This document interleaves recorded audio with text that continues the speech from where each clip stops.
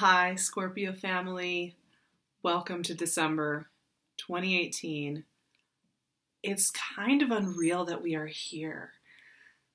This year has been so powerful, wouldn't you agree? The intensity of it is one of those things I think we are going to be spending some time in December really collecting our thoughts on what that was.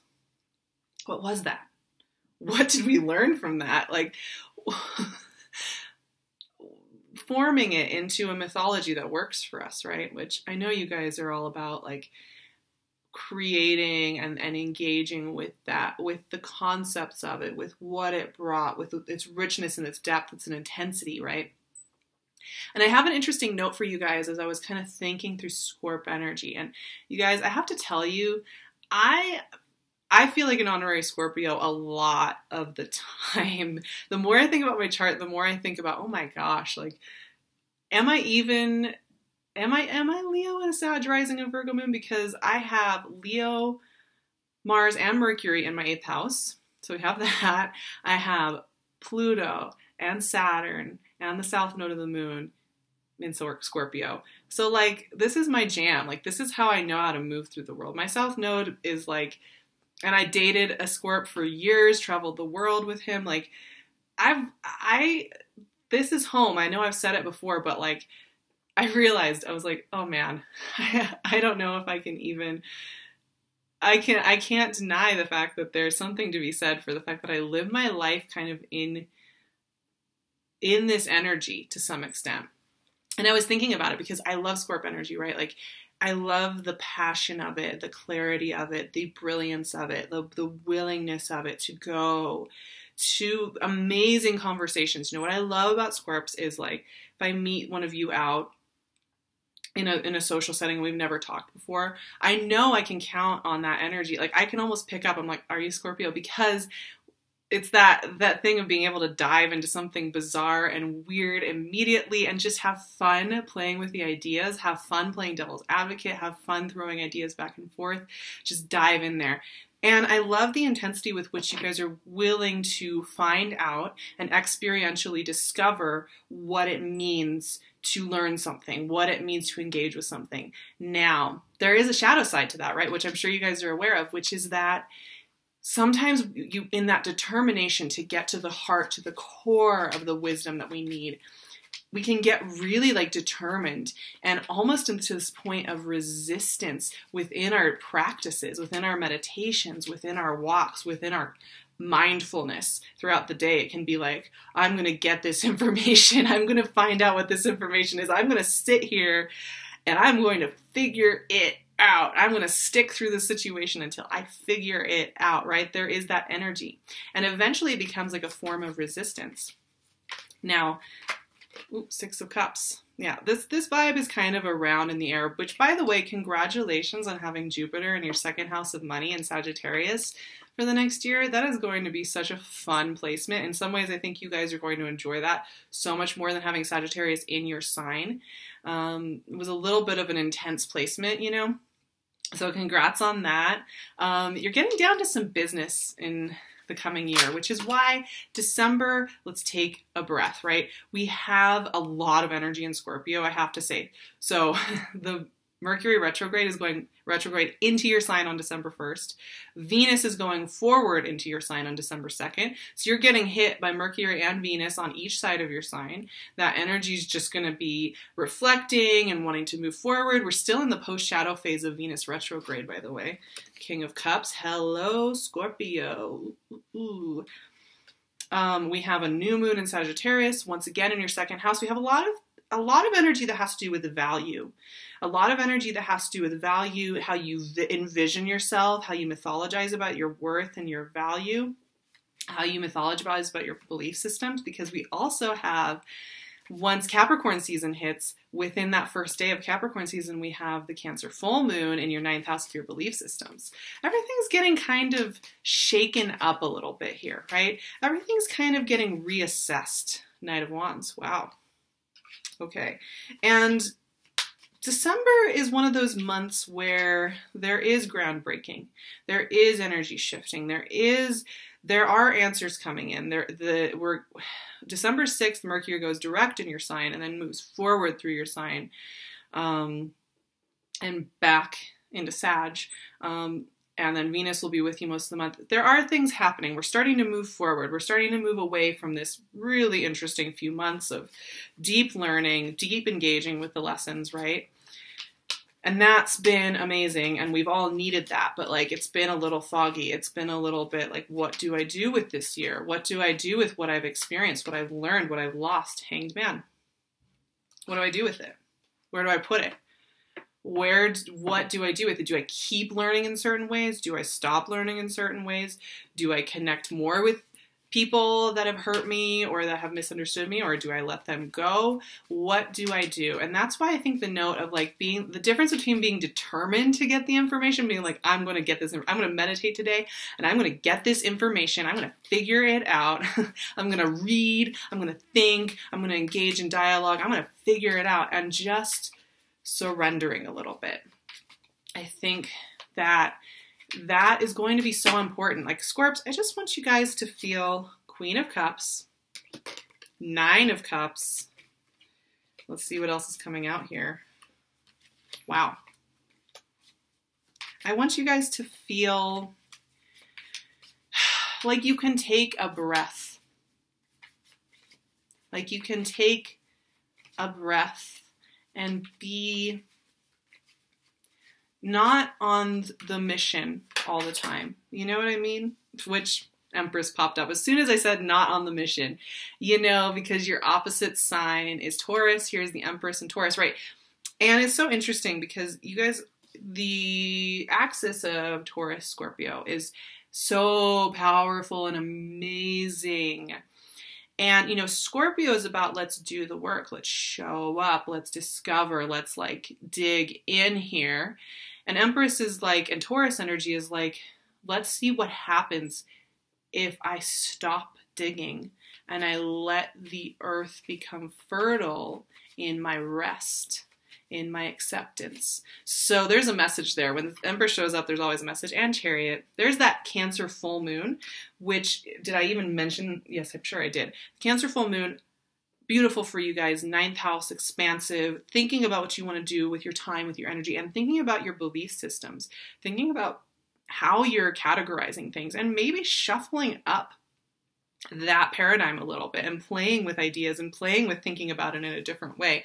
This month may be very esoteric in the sense that you find you are reassessing how you have thought of the world around you, how you have thought of energy around you, how you have moved through it. So with that being said, we got all sorts of things going on here, Scorps.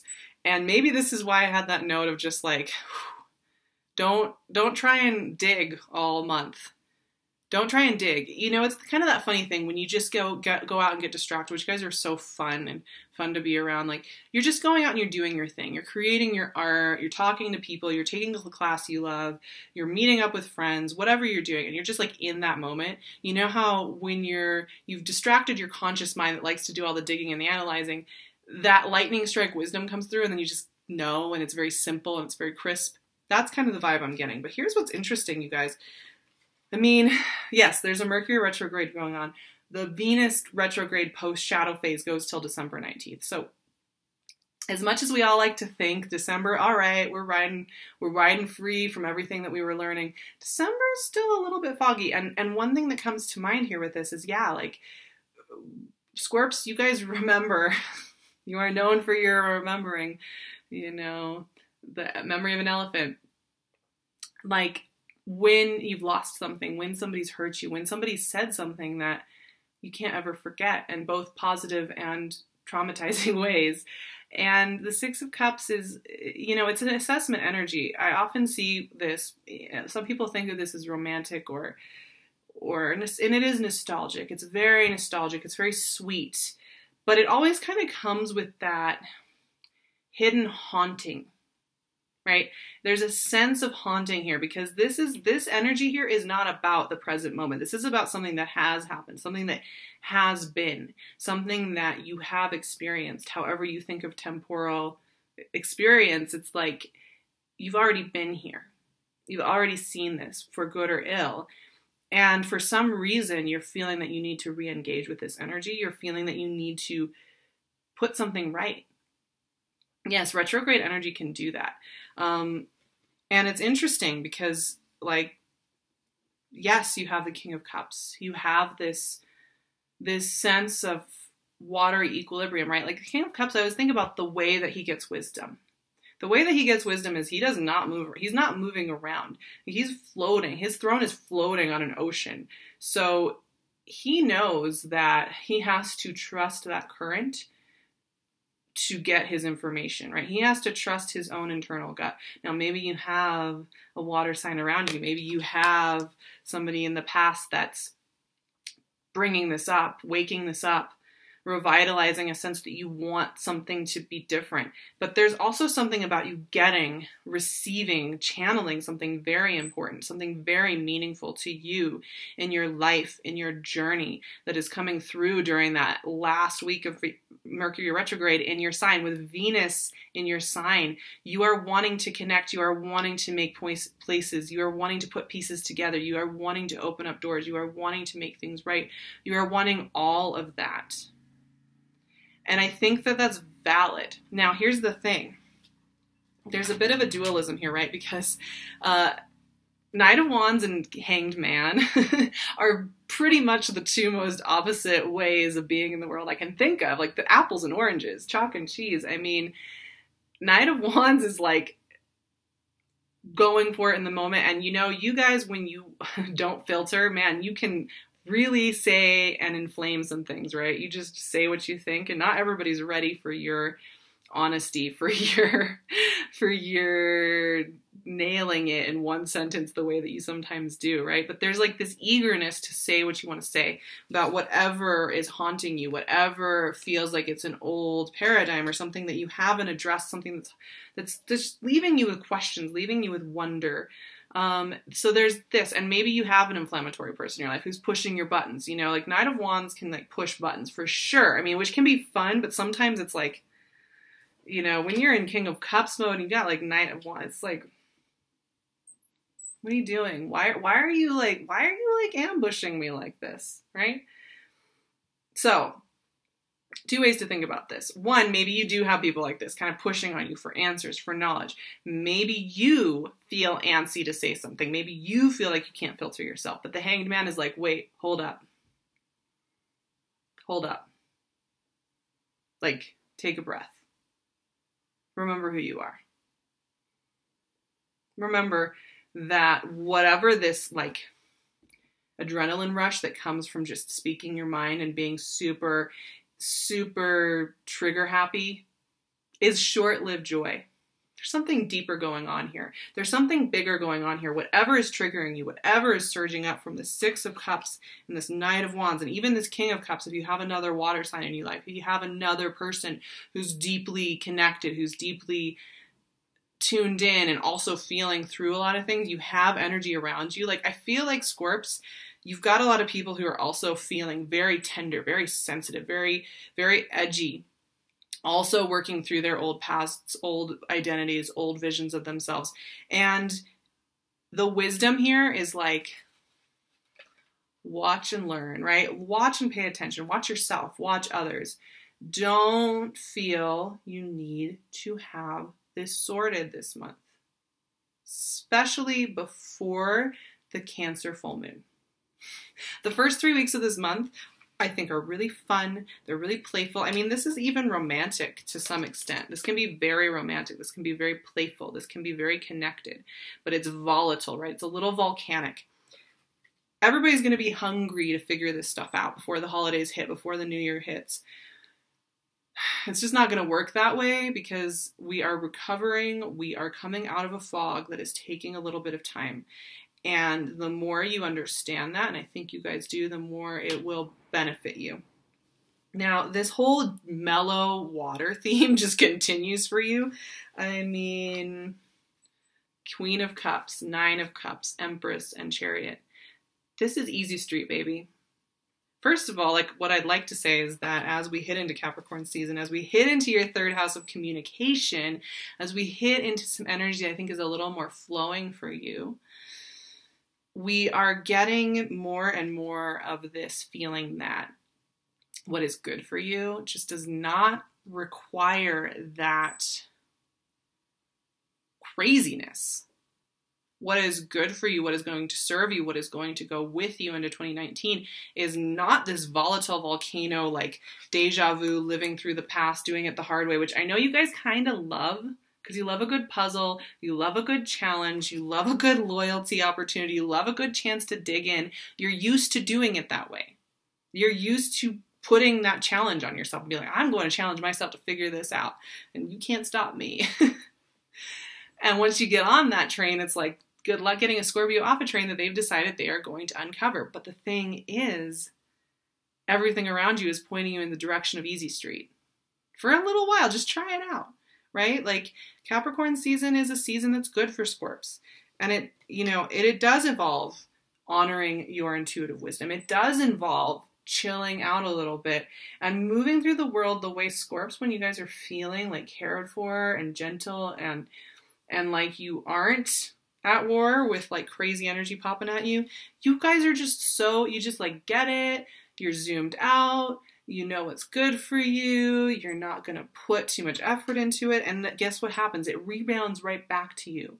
There are people in your life. There are situations in your life that are so good for you. Like Nine of Cups, come on.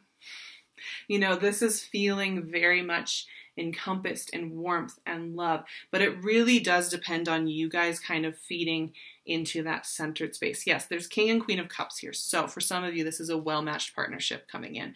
And if you're willing to kind of ride out through some of the stormy emotions or maybe your resistance to easy street, it will work out for you. But you are going to have to be listening to that, because one of the things I'm noticing is you're coming to a head with that paradigm that if you're not digging and doing hard work, that something isn't right with it. If you're not digging and pushing yourself to be the best you can be all the time, that something is missing, that something isn't being done in the correct way.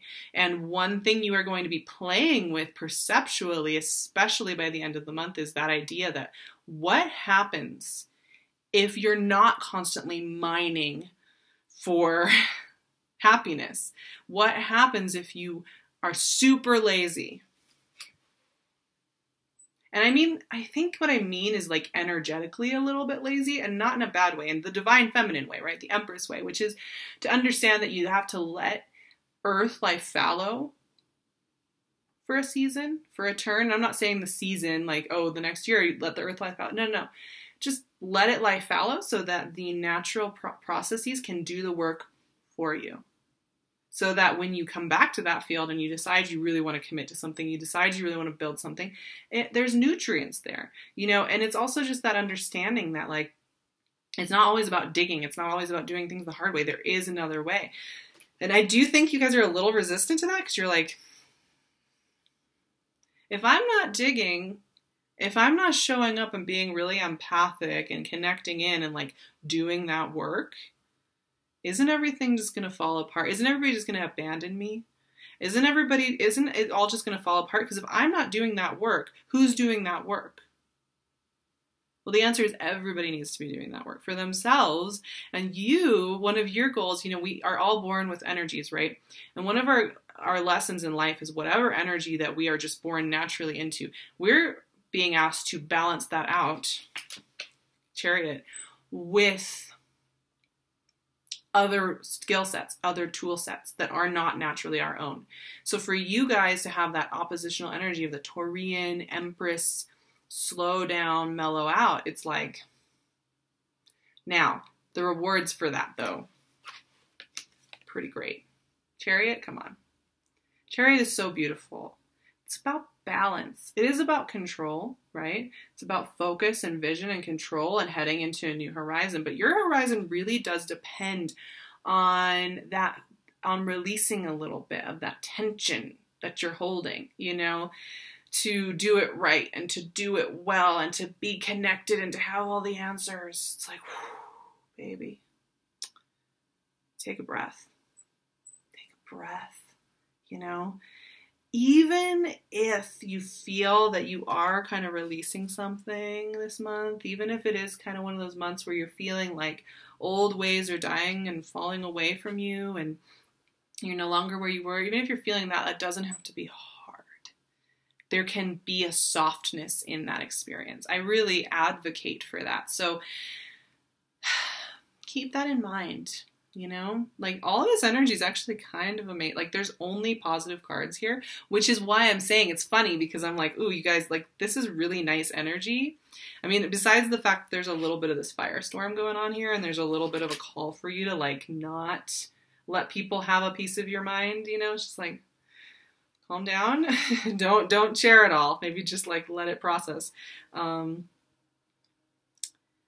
there's just something sweet about this energy, and I just think like that is going to cause you to be really resistant to it, and it may be a quieter month for some of you, and that might be alarming too because you want there to be movement, you want everything to be figured out, you want 2019 to start today, but there's a value in the fog, and I think you guys know that. You're water energy, you understand what it means to float in that sometimes, and I think that's what you're being called to do here. And yes, there is relationship here. Yes, there is deep connection here. Yes, there is community here. Yes, there is potential for you to connect very deeply. But it really does ride on you releasing some of that control. I did year ahead readings for everybody on Vimeo. So, you know, I would suggest checking out your sun and or your rising, depending on which of those is really calling to you. I will leave the link for the Vimeo below, so check that out. And I will also leave my website and my email and my Instagram all in the description box. You can follow me at the SARAHTAROT. I'd love to see you over on Instagram. Have a beautiful December, you guys. I love you so much, and it has been so much fun talking to you. I'll see you soon.